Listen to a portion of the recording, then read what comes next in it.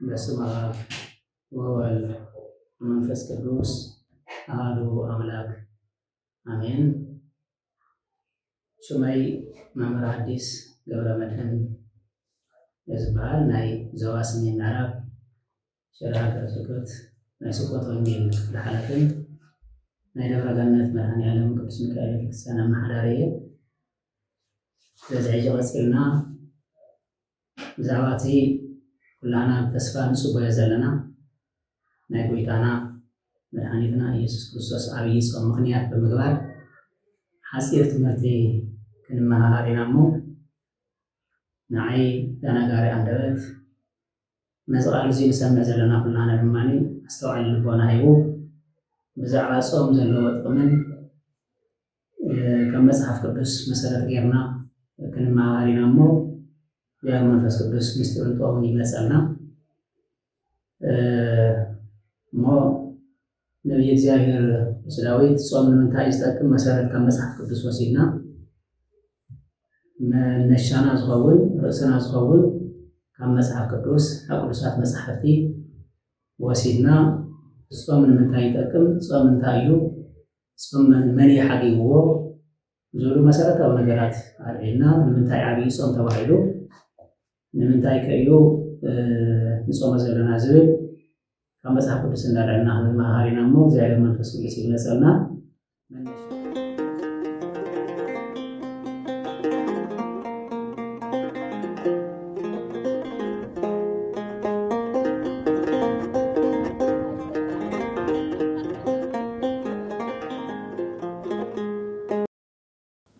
መዝሙረ ዳዊት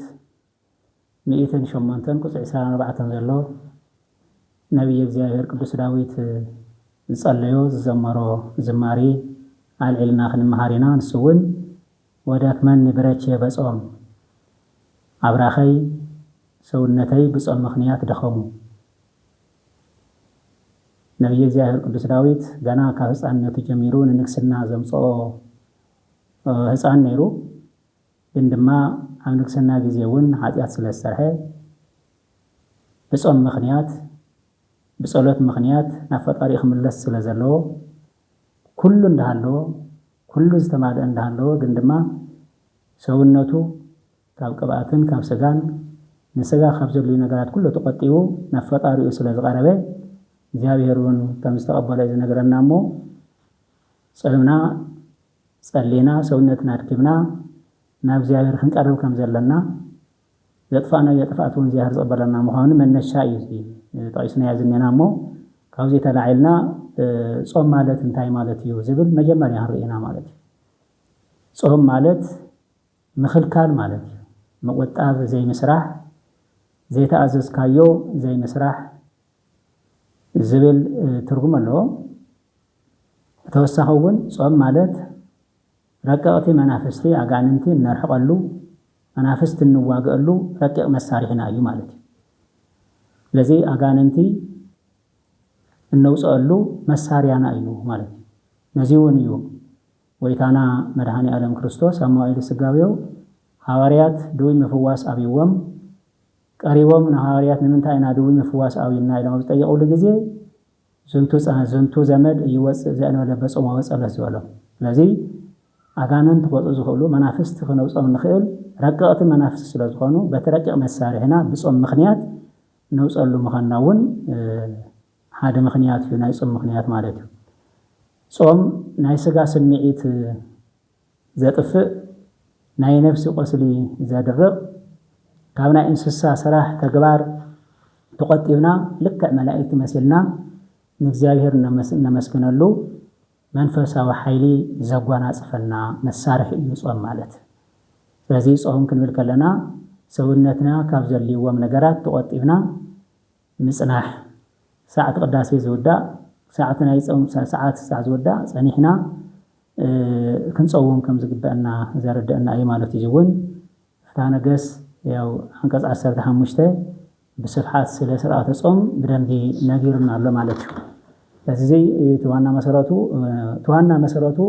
ናይ ጾም ጥቕሚ እንታይ እዩ? ንምንታይ ኢና ንጸውም ዘለና? ኩላህና ንጸውም ኢና ዝመጽእ ዘሎ ዓብይ ጾም بتسفى نصبي زلنا هنصومينا نايصوم على ما دما دوانا فقاد سغانا نفقاد نفسنا مغزايو نفسنا فقاد نفسنا فقاد سغانا خيتغزا فقاد سغانا فقاد نفسنا تغزي اخ تنبر بسبب منغدي ካብ ገፊሕ መንገዲ ወፂና بسبب መንገዲ አንካይድ ዝገብረና እዩ ማለት ለዚህ ይትዋና ናይ ነፍስና ፍቃድ ናይ ስጋና ፍቃድ በነፍስና ፍቃድ ተገዚአ ተገዛእን መኻን ምእዛዝ ተአዛዝ ኮይና ትነብር እዩ ታዲ በኃጢአት ብዛሓት ዝመጽእ መቅዘፍቲ ወይም ቁጣ ብጾም ይዝምለስ ማለት እግዚአብሔር በኃጢአትና ምክንያት ዝመጽእ መከራ በኃጢአትና ምክንያት ዝመጽእ መቅዘፍቲ ክምለስ ዝኽእል ብጾም እዩ ብጸሎት እዩ ማለት እዚ እውን ናይ ሰብኣነ ነው የምልካት ንኽእልና ነው ምዕራፍ 3 ቁጥር 7 ዘሎ ትንቢተ ኢዮብ ምዕራፍ 2 ቁጥር 12 በስፍሓት ተገሊጹ እዩ ማለት እዩ ናይ ነነዌ ሰባት ሰለስተ መዓልቲ ስለጾሙ እግዚአብሔር ድማ ከጥፎም ሓሲቡ ካብ ዝነበረ ይቕረ ከም ዘለሎም ከም ዘድሕነኖም እውን መነሻ እዩ ስለዚህ ጾም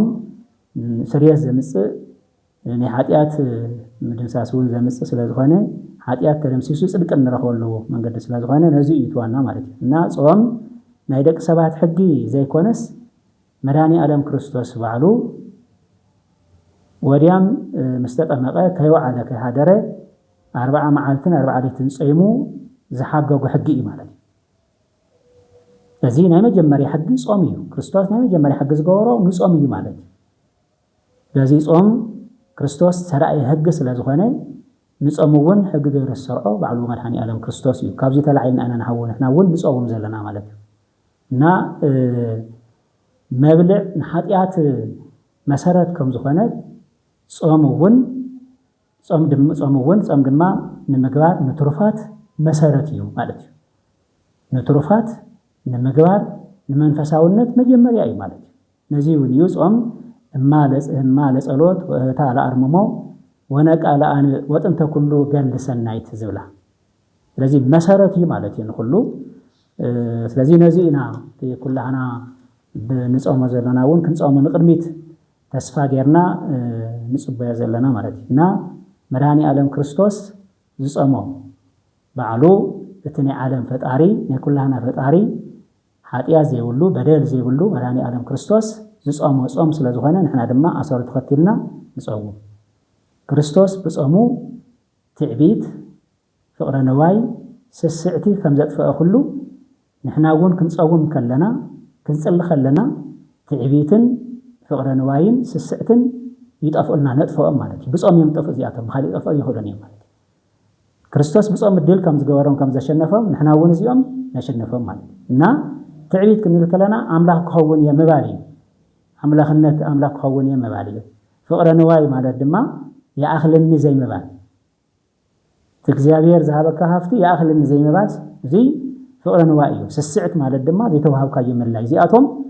ብጾምን ብጸሎትን እዮም ዝውገዱ ማለት እዩ ነዚኦም እዩ ክርስቶስ እውን ዘወገዶም ዲያብሎስ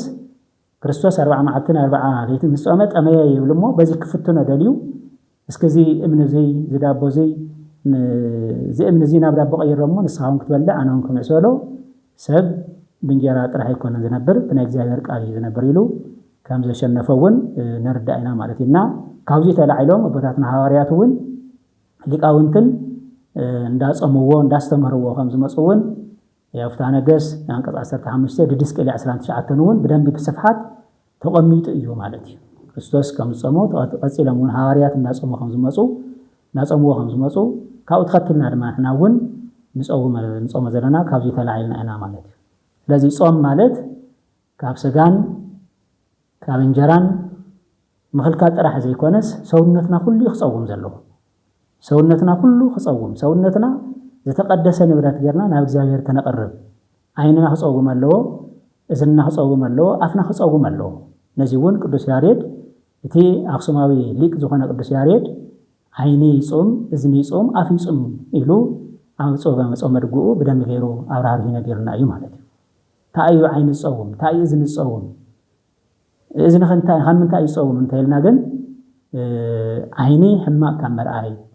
እዝኒ እውን ሕማቅ ካብ ምስማዕ እዝኒ እውን ሕማቅ ካብ ምስማዕ ኣፍና ድማ ሕማቅ ካብ ምዝራብ ክጾም ኣለዎ ለዚ ይተዋና ጾም ዝግበኦ ጾም እንዳጾምና ግን እንደገና ናይ ሰብ ስጋ ንበልዕ እንድሕር ኮይና እንድሕር ንሃሙ ኮይና እንድሕር ንቀይም ኮይና እንድሕር ንብድል ኮይና ያው ጾም ይፈርሰና ስለዘሎ ብጣዕሚ አንደበትና አሴርና ወጥብና ክንጽልይ ይግበአና ማለት ነው ምክንያቱ ክርስቶስ አብነትና እዩ ኢየሱስ ክርስቶስ 40 መዓልትን 40 ሌሊትን ክጾም ከሎ በትሕትና بفقر إيو شنيفه بتدياولس بتعبيت نزمص بتحتنا يشنيفه ስለዚህ ንሕናውን ክርስቶስ አብነትና ስለዝኾነ ኢና ንሕናውን ንጾም ዘለና ኃጢአት ነይርዎ በደል ነይርዎ ይኮነ ንጾም ዘለና ንሕና ክንጾም ከም ዘለና ክርስቶስ ከም ዝጾመ ንሕናውን ንጾም ክርስቶስ ከም ጸለየ ንሕናውን ንጸሊ ኩሉ ስራሕ ስራሓት ሁሉ ንሕናውን ንሰርሕ ምክንያቱ አብነትና ስለዝኾነ ሐዋርያው ቅዱስ ጴጥሮስ እውን ነዚ ኣብ ቀዳማይ ጴጥሮስ ምዕራፍ 2:21 ሓደ ገለና ማእተው ከመንትሎ አሰረ ዚአሁ አብነትና ሐዲግልና እዩ ቅዱስ ጴጥሮስ ከም ተናገረ ሁሉ ንሕናውን ብኡ መሰረት ድማ ንሕናውን ንጾም ኣለና ንጸልለና ማለት እዩ ብዛዕባ እዚ ስለዚ ቤተ ክርስቲያንና ናይ ባዕላ ብዛዕባ ጾም ሕገ ኣለዋ ስርዓት እውን ኣለዋ ማለት እዩ አጽዋማትና ቤተ ክርስቲያንና ቀሚራ ዘቀመጠቶም 7 አጽዋማት ኣለዉ እዞም 7 አጽዋማት እዚኣቶም ዝኾነ አማኒ ዝኾነ ክርስቲያን ይዝብል ኩሉ ክጾሞም ይግባእ እዚ ዓብይ እዩ እዚ ንእሽቶ እዩ ዘይኮነስ 7 እዮም ከም ስርዓተ ቤተ ክርስቲያን ከም ቀኖና ቤተ ክርስቲያን ክንጾሞም ሕገ ቤተ ክርስቲያን ናይ ፈቅደልና ስርዓተ ቤተ ክርስቲያን ናይ ፈቅደልና ማለት እዩ ስውን ናይ መጀመርያ ናይ ጎይታና ናይ መድኃኒትና ናይ ኢየሱስ ክርስቶስ ጾም እዩ ቁጥር 1 ንሪኦ ማለት እዩ ቀጽልና ድማ ረቡዕን ዓርብን እዩ ጾመ ነነዌ ንብሎ ጾመ ነቢያት ጾመ ሐዋርያት እንደገና ድማ ናይ ደና ናይ ቅድስት ድንግል ማርያም ጾም ዚኦም 7 እዮም አጽዋማት ክንጾም ግዴታና እዩ ማለት እዩ ተኣዚዝና ስለዝኾና ክንጾሞም ይዝግባናና ካብዚ ኣቶም ሕጂ ንሪኦ ናይ ጎይታና ናይ መድኃኒትና ናይ ኢየሱስ ክርስቶስ ዓብይ ጾም እዩ ማለት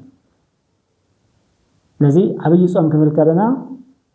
ክብርን ምስጋናን ንፈጣሪና ይብጽሐየሞ መድኃኒ ዓለም ክርስቶስ ምስተጠመቀ ዝጾሞ ናይ 40 ጾም መዓልቲ እዩ ማለት 40 ጾም ክንብል ከለና ዓብይ ጾም ክንብል ከለና ክርስቶስ ጾም ስለዝኾነ ማለት ክርስቶስ ጾም እዩ ዓብይ ጾም ንብሎ ዘለና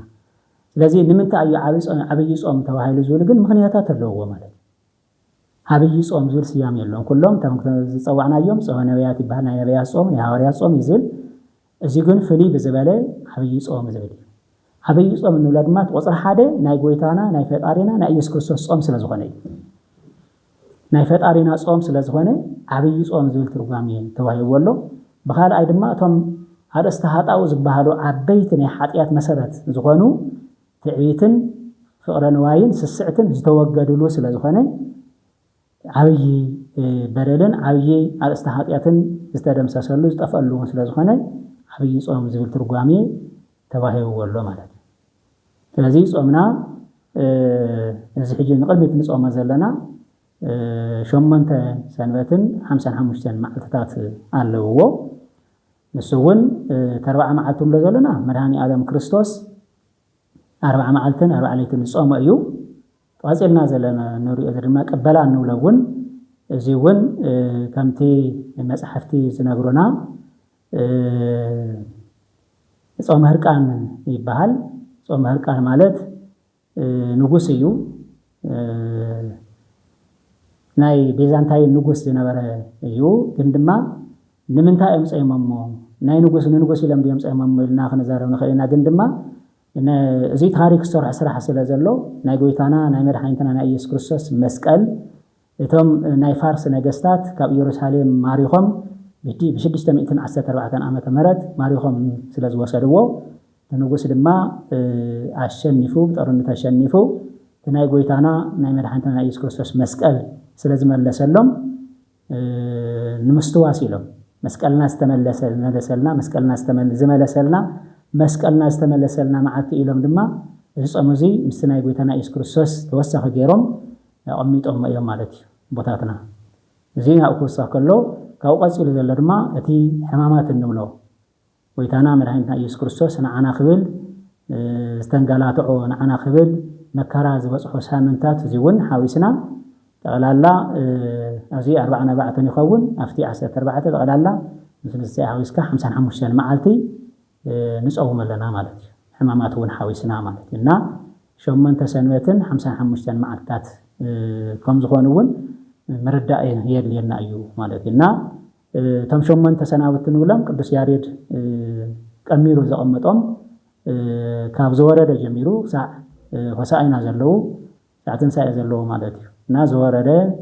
قدست مكراب مصاغو دابرا زيت غبريهر ኒቆዲሞስና ሆሳዕና ይባሉ ካውትን ሳይ ዚያቶም ዝርዝር አብቀጻሊ ሕድሕዶም ኣብ ሕድሕድ ሰንበት ዘወረደ እንታይ እዩ መጻጉዕ እንታይ ዝገበረሉ እዩ ምኩራብ እንታይ ዝገበረሉ እዩ ቅድስት እንታይ ዝገበረሉ እዩ ነናይ ባዕሉ ኣስተምህሮን ትንታኔ ትርጓሜን ስለ ዘለዎ አብቀጻሊ ሕድሕድ ክንማሃሮ ኢና ማለት እዩ ስለዚህ ክነጠቃለሎ ከለና ዝኸበርኩም ምእመናን ህዝበ ክርስቲያን ጾምዚ በስርዓት ገርና ክንቀበለው ይግባና ተቀበልና ድማ ኩላህና ክንጾም ይግባና ስለዚህ እዚ ክንጾም ከለና ድማ ክንገውረም ዝግባናን ክንገውረም ዘይግባና ነገራቱን ፈሊና መፍላጥ የለና ማለት ፈሊና መፍላጥ የለና ተኽንገውረ ዘይግባና ቁጥር ሓደ ናይ መጀመሪያ ንውዳሴ ከንቱ ንተሪኦ ከይኸውን መጠንቀቅ የለና ማለት መጠንቀቅ የለና كنصوم كلنا خنصلي خلنا انا كو ساعه ساعه يصلي انا كو صوم كساب حدا ساعه يصوم انا كو مسواتا اي انا كوم زي كنول يغبأنا كنمل اي يغبأنا ناي حبرات صومالو ناي ግል صومون الله ማለት ታበተክርስቲያን ዘውጾት ስርዓት ናይ ባዕላ ስርዓት ስለ ዘሎ ሳቅዳሴ ስርዓት ኣሎ ካብኡ እኛ ጾም ዝኸለው ይጾም እዩ ግን ድማ አነ ኮ እንደዚ ይጾም አነ እንደዚ ይጸል ክንብል ግን አይግባና እዚ ውዳሴ ፈልጥ ቆም ስለዚህ ግባ ስለዚህ ኸውን ካብ ግዳ ውዳሴ ኸንቱ ክንርሕቕ ይግባና እዚ ተሓደ እዩ ማለት ካሊ ንሓጢያት ካብ ዝደፋፍኡ ነገራት ክንቁጠብ ይግባና አውጾም ጊዜ ንሓጢያት ዝደፋፍኡና ነገራት ምቁጣብ ካብ መስተ ካብ ዝሙት ሕማቅ ነገር ካብ ምዝራብ ምቁጣብ ከድልየና እዩ ማለት ካሊ ክንገብሮም ዝግባና ያው አውጾም ጊዜ ቁርስና እነትርሆ ጽብጾም ምኽንያት ንእኮም ናይጾም ቁርስናውን አኪብና ንዘይውሎም ሰባት ከነካፍል ይግባና ተናይጾም ቁርስና ማለት ተቁርስና ናይ ቁርስና እናውምጥና ያዘና ናይጾም ወቅቲ አኪብና ንዘይውሎም ሰባት ንነዳያን ክንምጽፍ ይግባና እዚ ትርፊ ይባል ምበር ደሬብና እንደገና ምስምሳሕና መስደራርና ንወል እንተ ኮይና ያው ዘትረፍና ነገር የለን ማለት እዩ እዚውን ለተጎረዝ ይግባና አውጾም ጊዜ ንስሐ መታው የለና በንስሐ ሳምናን ሕጻብ ይዝግባና ማለት አብ ንስሐ ዘአተወ ሰውነት ትክክል ስለዚህ ከሆነ አብ ንስሐ ቦታትና በጽሕና ንስሐ ከናቱ ይግባና ካብ ዝነበረና ጥባይ ካብ ዝነበረና ክፉ አመል ወጽና በመንፈሳዊ ህይወት ከነማላለስ በጾምና ድማ በምጽዋት ዝተዓጀበ በንብዓት ዝተዓጀበ በትሕትና በፍቅር ዝተዓጀበ ክኸውን ይግባና እዚ ተኮይኑ ጽቡቅ ስዋኤ ስሙር ስዋኤ ይኾነልና እሞ በዝበለጸ ያው ሕድና ሕድ ሰንበት ዘሎ ትርጓሜ ቀጽልና በቀጻሊ ክርአይናሞ እግዚአብሔር አምላኽና ዘስተማረና ዘመኸረና ቅዱሳን አምላኽ እግዚአብሔር ስሙ ዝኸበረን ዝተመስገነን ይሁን ወስብሐት ለእግዚአብሔር ወለወላዲቱ ድንግል ወለመስቀሉ ክቡር አሜን